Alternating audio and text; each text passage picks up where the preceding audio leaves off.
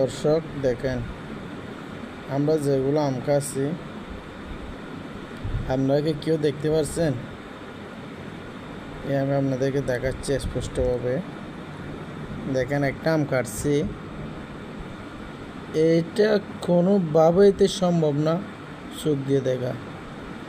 সেজন্য আমি আপনাদেরকে আম খাওয়া থেকে বিরত থাকতে বলবো না, কিন্তু আমটা খাওয়ার সময় একটু দেখে শুনে খাবেন।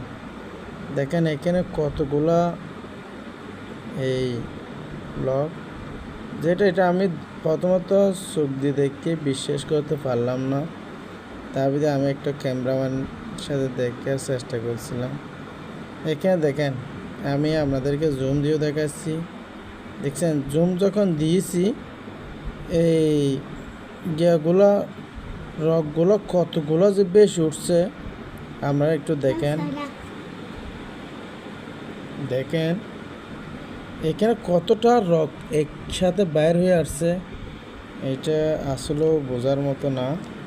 এখন আমি যখন আমার লাইভটা যখন একটু দেখার জন্য সবাইকে দেখছেন, আমি যতই জুম করতেছি ততই পোকাগুলা একদম আম থেকে এখানে কয়েকটা না কয়েক হাজার হবে মনে হয় এতগুলা।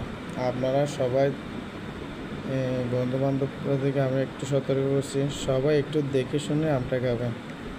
এগুলো হচ্ছে রূপালি আম, যেহেতু একটু মিষ্টি, এখানে পোকা অনেক বেশি থাকে।